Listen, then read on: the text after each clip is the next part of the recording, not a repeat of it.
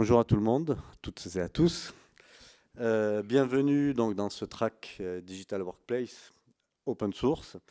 Donc on a construit ce track en tenant compte de ce qu'est la Digital Workplace, qui est un petit peu le nouveau nom que l'on va donner à la virtualisation d'un poste de travail, des outils, tout ce qui va servir à travailler, ce qu'on appelait les suites bureautiques avant, la voix, l'email, donc tous ces outils-là.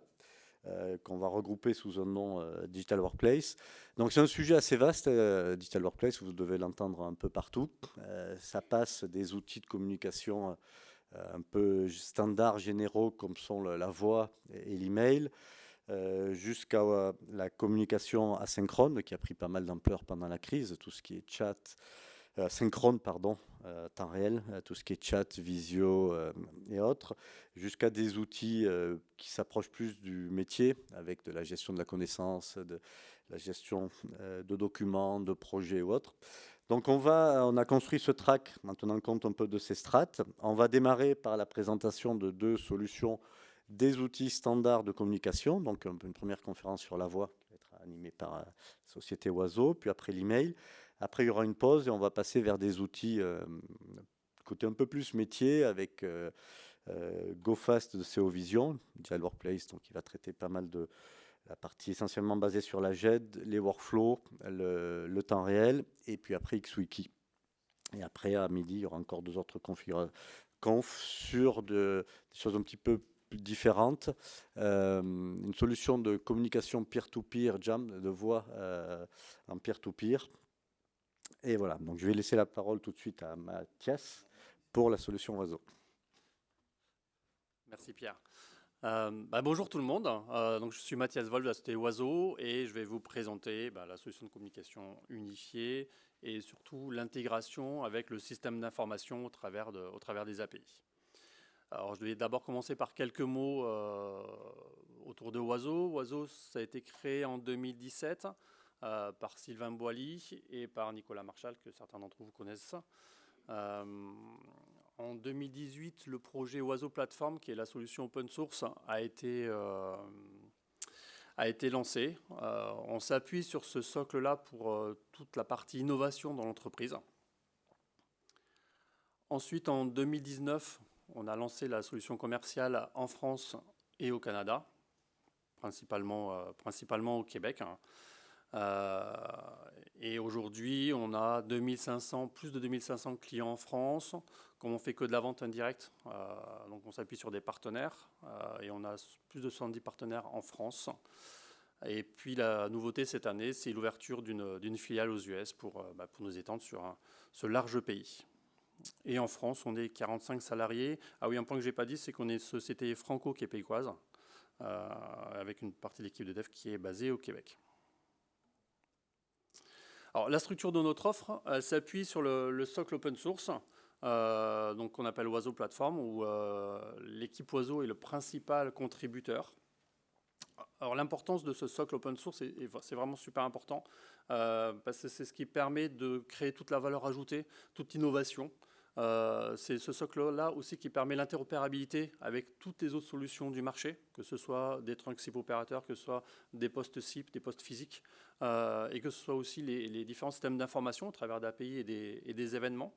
L'autre point important, c'est les valeurs d'open source qu'on va retrouver, c'est la réversibilité et l'ouverture, c'est-à-dire que n'importe qui peut proposer des évolutions techniques, peut proposer des PR pour ajouter des fonctionnalités ou corriger des éventuels bugs.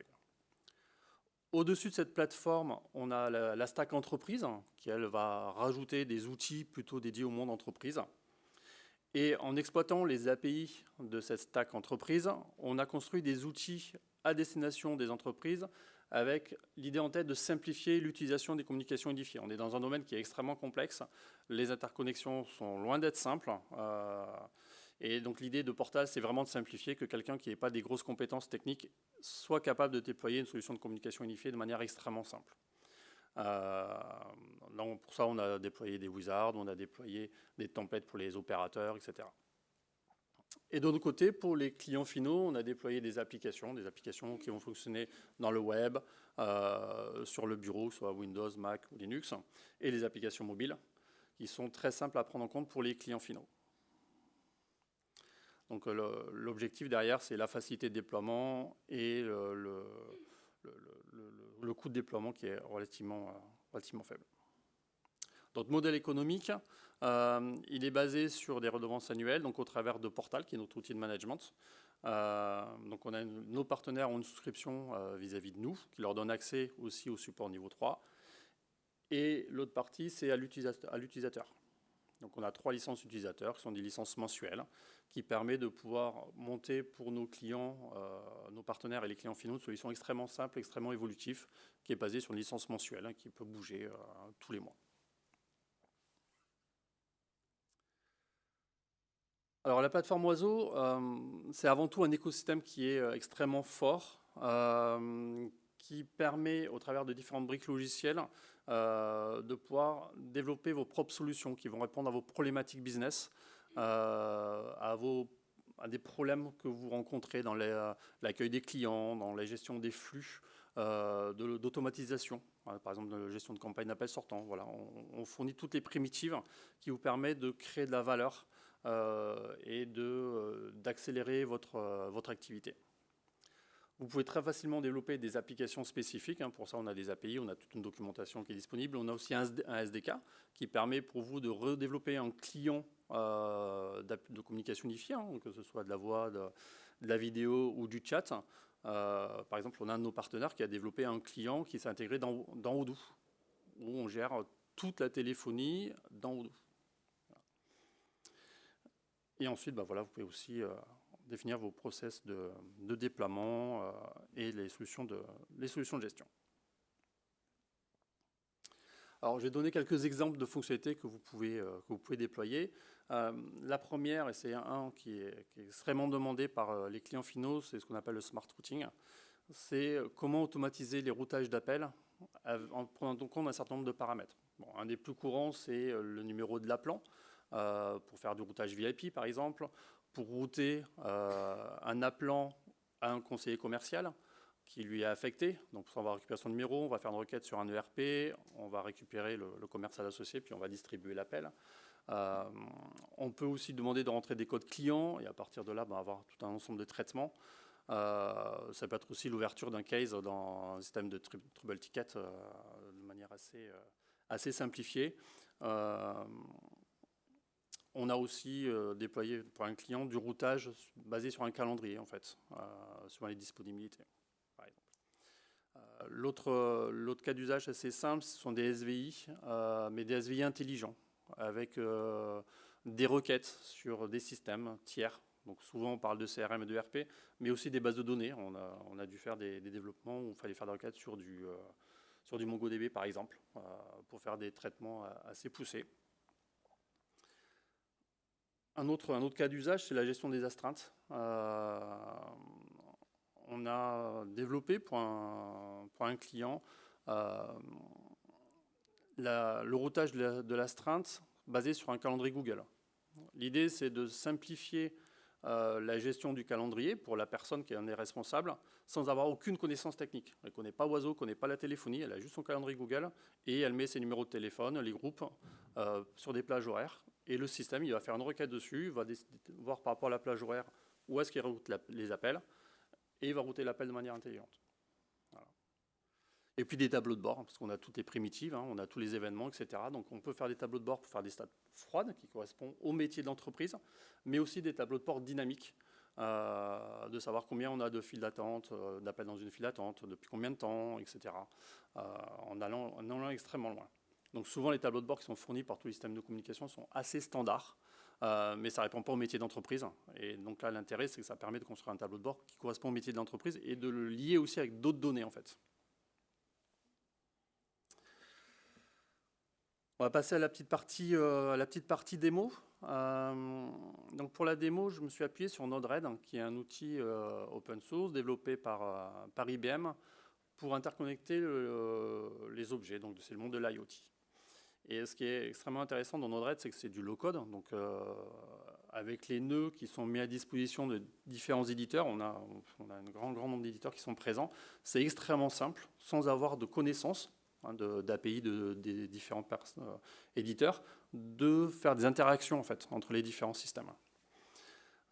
Et en plus, l'autre avantage, c'est que c'est super léger, hein, c'est du JS très, très, très léger, et on peut le mettre sur n'importe quelle machine, et comme il n'y a pas vraiment de traitement très, très poussé dessus, on n'a pas de données, etc. Donc ça prend très, très peu de ressources.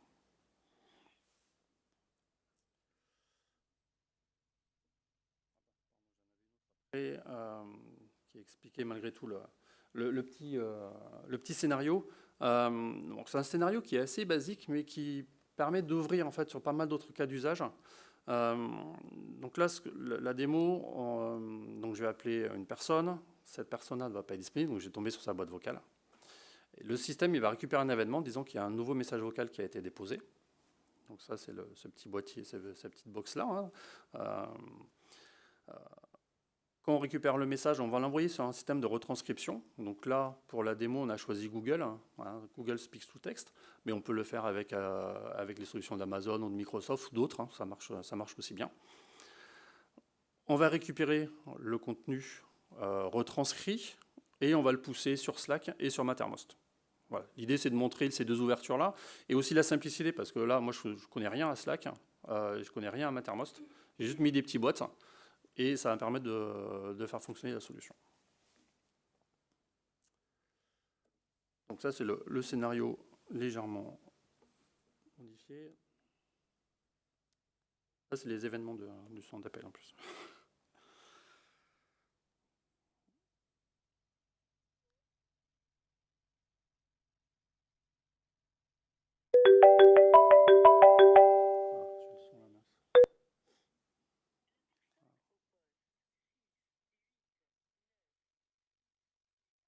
Ce qu'on voit, c'est les événements, en fait, comme j'appelle un agent.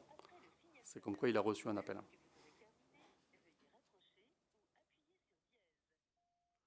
Bonjour, c'est Mathias. Je reviens de vacances et je suis à Open Source Experience.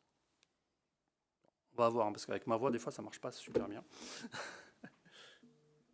Mais voilà, j'ai une notification. Là, je suis dans Mattermost. Hein, je suis dans notre Mattermost d'entreprise. Et voilà, on voit Open Source Experience, ça marche pas super bien. Mais voilà, j'ai malgré tout, mon prénom est reconnu, ce qui est quand même assez sympa.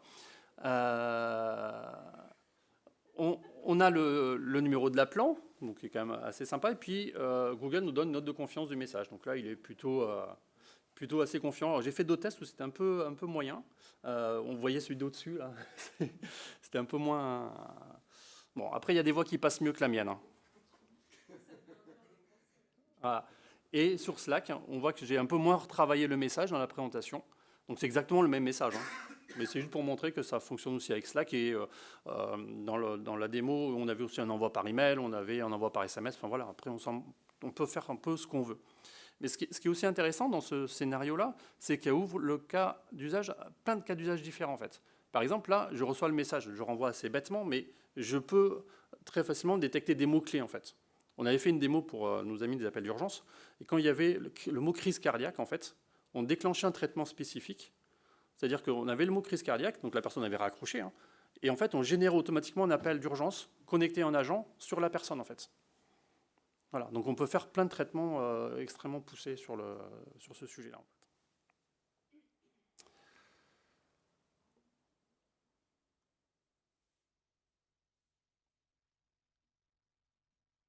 Donc voilà pour la partie démo. Avant les questions, juste pour dire, donc on a un grand nombre d'API qui est disponible. On a une documentation en ligne qui permet d'accéder à tous ces endpoints, parce qu'on a quand même beaucoup d'endpoints. Et on a aussi un SDK qui permet de faire des petits cas d'usage super simples sans avoir trop de connaissances. Par exemple, là, c'est un cas d'usage très très basique sur lequel on a mis à disposition une interface web. Alors vous voyez, il n'y a rien d'exceptionnel. Donc je suis logué avec mon utilisateur qui est Louis Pasteur, et c'est juste pour valider le renvoi ou dévalider le renvoi en fait. C'est vraiment extrêmement basique, et c'est juste quelques lignes de code qui permettent de faire ça. Donc ça permet de pouvoir intégrer dans un système d'information de manière extrêmement simple des fonctionnalités un petit peu de tous les jours. On a un de nos clients, par exemple, qui a développé un petit portal pour des magasins, c'est plein de magasins d'optique, pour qu'ils puissent simplement gérer les plages horaires, en fait. sans avoir de connaissance. Hein. C'est les personnes d'accueil qui gèrent eux-mêmes les plages horaires de manière super simple. En fait. Est-ce que vous avez des questions? J'étais super clair en fait.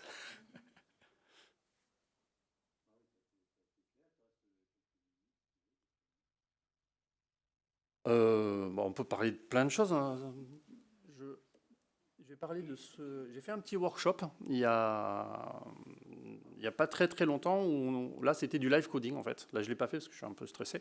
Euh, mais là c'était vraiment du live coding et c'était de montrer avec Node-RED comment on peut gérer de manière assez simple finalement tout le flux d'appels. Et donc là on a à gauche c'est toutes les petites boîtes oiseaux en fait qu'on a développées hein, qui sont à disposition dans Node-RED. Vous les avez là, on a toutes les primitives en fait. Et là, ces petites boîtes-là, en fait, hein, ce sont des événements. Et donc, quand on va recevoir un nouvel appel, il y a un petit script qui va détecter est-ce que c'est un appel de type VIP. Super simple, hein, on pourrait faire une requête sur la base de données, etc. On va répondre à l'appel. Quand il a été décroché, je vais lui jouer un message. Donc, le message de pré-décroché assez standard. J'avais routé les appels. Alors, c'était plutôt celui-là. Hop, voilà. Donc quand à la fin du pré-décroché, en fait, et dans le pré-décroché, on demandait taper 1, taper 2, taper 3, c'était pour montrer la gestion du DTMF, en fait, hein, comment on pouvait les capturer. Et suivant le choix de l'utilisateur, donc là on a une petite boîte, hein, je vais vous montrer, vous voyez la programmation elle est quand même relativement simple. Donc le choix 1, le choix 2, donc on voit sur les sorties, on route sur une plage horaire. Donc aussi, c'est pareil, c'est assez simple à programmer. Et suivant le choix sur le plage horaire, bah, ça permettait de router les appels, là, de les bridger ou de raccrocher. Voilà. Et là, c'était un autre petit script qui pouvait montrer comment on faisait une ouverture et fermeture de standard de manière manuelle. Mais ce qui fait que tout ce qu'on fait en général au travers de PABX avec des interfaces un peu complexes, on peut les refaire de manière super simple en fait, pour répondre à des cas d'usage très, très précis et de manière visuelle. Donc ça permet de revenir après, de voir. On pourrait faire des entrées stats assez simplement aussi à partir de ces scénarios-là. Ok. Bon, ben merci à tout le monde. Maintenant, je laisse la place à BlueMind. Merci Mathias.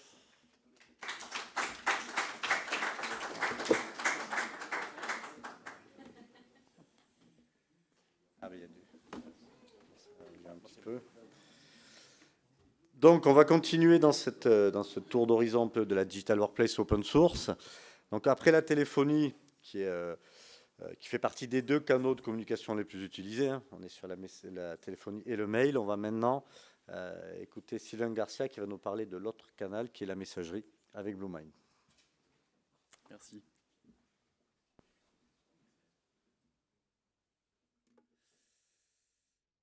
Bonjour à tous. Le micro, pardon. Bonjour à tous. Donc le but, c'est de vous parler de la place de la messagerie quand on parle de collaboratif et de digital workplace. Donc je suis Sylvain Garcia, donc je travaille chez BlueMind en tant que directeur commercial, avec un passif technique aussi quand même. Donc rapide pour le contexte. Donc BlueMind aujourd'hui, on est le premier éditeur de messagerie européen, messagerie à destination des entreprises. Aujourd'hui, BlueMind, c'est plus de 500, voire même 700 références qui vont de la PME au ministère avec une couverture internationale, que ce soit en Europe ou en Afrique. Bien sûr, c'est un produit open source, on est à l'OSXP. Et nous, en tant qu'éditeur, on travaille avec un réseau d'intégrateurs qui sont experts et qui vont permettre de déployer et d'héberger la solution. En tant qu'éditeur, on se concentre sur le logiciel pour avoir la maîtrise et le faire évoluer. Quelques références. La messagerie, tout le monde l'utilise, donc on est présent partout. Que ce soit dans l'industrie, dans l'éducation, santé ou les administrations publiques, collectivités ou gros ministères. La messagerie, aujourd'hui, on parlait du téléphone, de la téléphonie, pardon, pas du téléphone, juste avant. La messagerie, en termes d'usage dans les entreprises et pour tout le monde, c'est quand même loin devant parmi tout le reste. Le couple d'ailleurs, email et téléphone est loin devant le reste. On parle beaucoup, notamment avec l'aspect Covid, de la visio, du chat, etc. Dans les faits, la messagerie est quand même l'outil le plus utilisé en messagerie. Alors pourquoi ? Parce que la messagerie, c'est une porte d'entrée vers le système d'information de l'entreprise. Elle va permettre à la messagerie d'interconnecter différentes solutions. C'est un prérequis souvent pour d'autres solutions. Quand vous allez vous connecter à d'autres systèmes d'information, à d'autres logiciels, ce qu'on va vous demander, c'est un login et un mot de passe, et ça va être en général votre adresse mail. Elle ne nécessite aucun prérequis pour créer cette adresse mail. Et elle a un gros avantage, c'est que c'est multiplateforme et compatible. Aujourd'hui, on peut échanger des emails, que ce soit avec Bluemind ou d'autres solutions. Donc on a cette accessibilité et cet usage qui est très répandu, et notamment aussi sur des sujets juridiques, puisqu'aujourd'hui on peut très bien envoyer un mail et ça peut être conservé comme une preuve. Aujourd'hui, la messagerie, cet outil que tout le monde utilise, c'est le plus critique d'une organisation. Je suis sûr que c'est arrivé à tout le monde où il y a un petit pépin sur la messagerie et d'un côté, poum, il y a tout qui s'arrête, tout le monde est au chômage, on retrouve tout le monde au café en attendant que la messagerie revienne. Parce que dans la messagerie va transiter des informations importantes, les informations clients, des factures, des projets, des contrats, tout ce que vous voulez. Et donc, derrière, quand on n'a pas la messagerie, tout s'arrête. L'email, du coup, par rapport à cette criticité, c'est un peu l'oxygène de vos communications qui va permettre d'aller plus loin après sur les outils. Mais ça ne va surtout pas être une gestion de documents, du chat, d'un espace de travail, etc. Alors, nous, on voit souvent, et vous avez souvent peut-être des utilisateurs qui vont avoir tendance à stocker beaucoup de choses dans leur messagerie et donc à l'utiliser comme une GED ou à chatter, à envoyer juste un message, dire « tu fais quoi à midi ?» Je te réponds « je fais ça à midi », etc. Il y a des outils qui sont faits pour, mais on a tendance quand même, en priorité, à utiliser cette messagerie pour des choses qui ne sont pas forcément faits pour. Donc, le but d'interconnecter Bluemind à une Digital Workplace, les Digital Workplace vont venir structurer un peu cette information, la trier et l'utiliser avec des logiciels métiers qui y correspondent. Donc vous allez avoir les emails qui vont rentrer directement au niveau des Digital Workplace et être répartis, traités d'une façon métier, soit dans des GED, soit s'interconnecter au chat, s'interconnecter à la téléphonie, comme on a vu avec les API, etc. Mais toujours avec cet email qui va être la source de l'information qui va arriver sur le système d'information.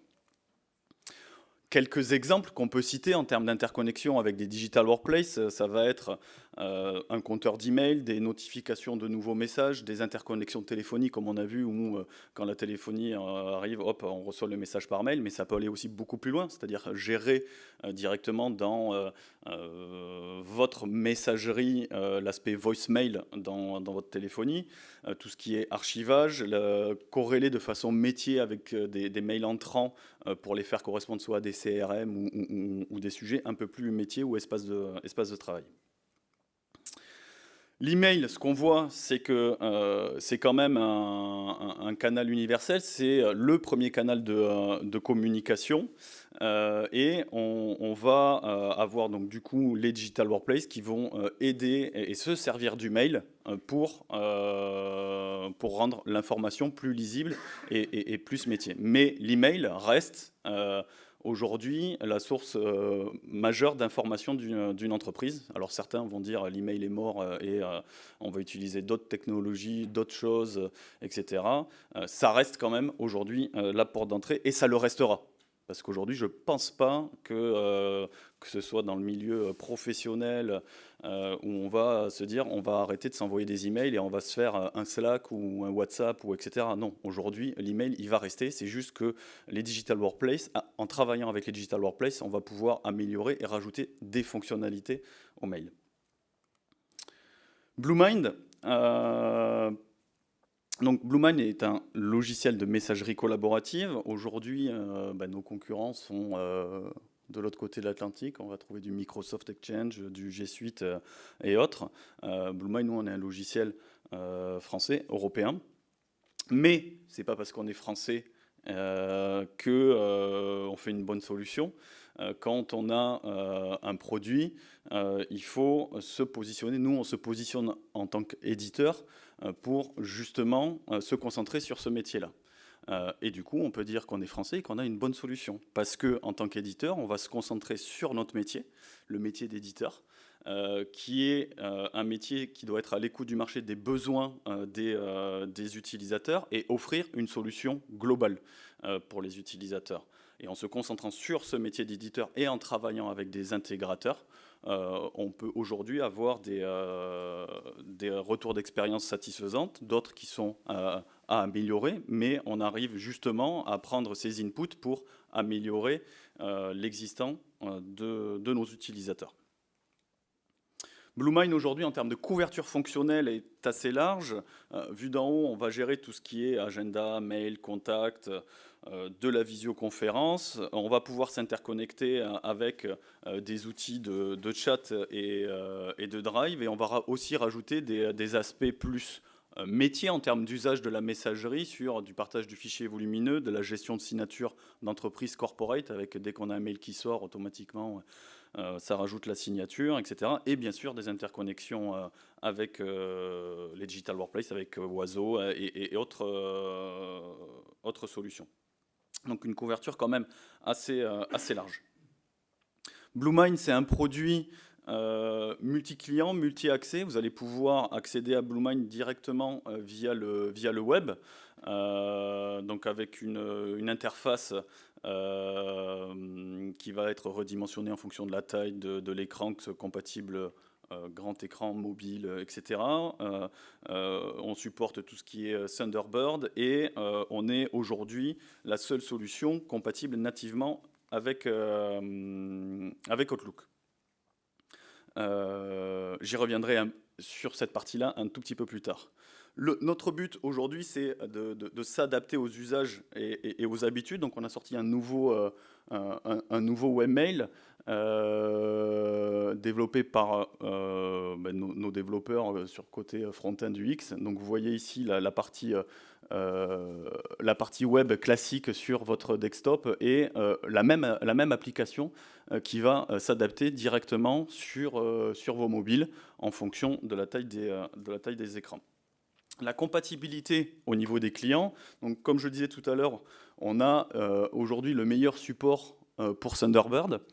Il faut savoir que Thunderbird, c'est un très bon client mail qui a une petite déficience côté calendrier collaboratif et sur lequel nous, on va déployer notre propre plugin pour avoir notre propre agenda accolé à Thunderbird. Donc aujourd'hui, on a beaucoup de nos clients qui sont sur du Thunderbird. On est aujourd'hui la seule solution compatible nativement avec Outlook, sans connecteur.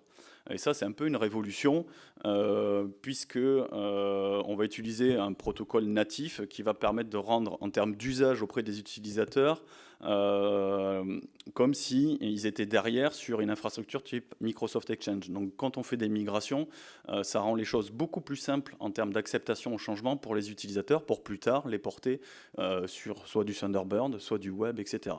D'ailleurs, à ce titre, cet après-midi, il y a une conf dans la même salle à 13h30 qui va expliquer tous les dessous en fait, techniques de BlueMind, notamment sur les sujets Outlook, voir un peu les challenges et comment on a fait pour avoir cette compatibilité native et discuter aussi, vous présenter tous les sujets de résilience, de scalabilité avec BlueMind. Donc, là, ça va être une conf beaucoup plus technique avec ce qui va se passer en termes de stockage, de perf, de disponibilité, etc. Donc je vous invite à venir vers 13h30 pour cette conférence-là et qui va du coup étayer un peu ce sujet Outlook. Donc en plus de Thunderbird et Outlook, c'est pas seulement ces points-là, c'est aussi toute l'accessibilité sur les mobiles au travers un protocole ActiveSync pour avoir une synchronisation native avec, avec vos téléphones, compatibilité avec les Mac, le web ou n'importe quel navigateur web, etc. Pour s'adapter aux usages, donc on a rajouté depuis quelques temps maintenant tout un pan sur de la visio directement dans Bluemind. Alors, outre les experts reconnaîtront du Jitsi, outre le fait de proposer du Jitsi, le but est de s'adapter aux usages, c'est-à-dire que dans l'interface, dans l'usage des utilisateurs, que ce soit auprès d'un point de vue calendrier, messagerie, etc., vous allez pouvoir, avec la visio Bluemind Vidéo, créer des conférences à la volée, créer des conférences directement dans le calendrier, etc. Donc ça, c'est une nouveauté sur début 2022 qu'on a sorti. En termes d'interconnexion, le but de Bluemind, c'est de s'intégrer à l'existant. On avait la conférence juste avant sur Oiseau qui parlait d'API, d'interconnexion avec différents outils. Bluemind aussi a une tripotée d'API qui va permettre de s'interconnecter au système d'information. Aujourd'hui, avec déjà différents sujets, donc que ce soit du Oiseau, Xivo en termes de téléphonie, mais en termes de digital workplace, on va retrouver du Gealios, du Interstice, etc. Donc tout ça va passer via des intercos API et vont rajouter du fonctionnel auprès des utilisateurs. Et ce qu'il y a d'intéressant, c'est que comme on utilise des API, le développement est assez simple et ne nécessite pas de modification du cœur du logiciel à chaque fois qu'on rajoute une fonctionnalité. Voilà un peu pour le tour de Bluemind et notamment de Bluemind dans la Digital Workplace. Pour aller plus loin, Bluemind, on a tout un écosystème disponible sur notre site qui va permettre de vous donner des informations, que ce soit de la documentation complète, mais aussi des informations sous forme de vidéos. Leslie nous sort souvent des petites vidéos pour bien comprendre Bluemind. Donc je vous invite à aller faire un petit tour sur ces sujets et bien sûr sur le salon. Donc nous on est présents sur le stand, mais aussi au travers de nos partenaires Vortex et FactorFX qui distribuent Bluemind, que ce soit en premise ou en SaaS. Voilà, si vous avez des questions, je suis tout oui.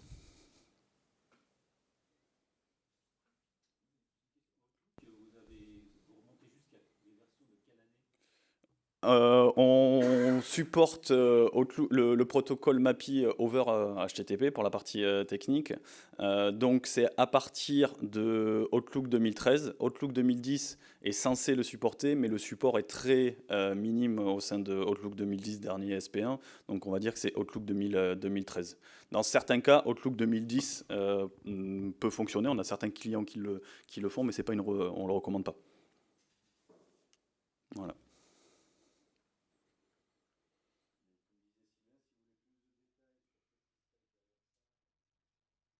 13h30.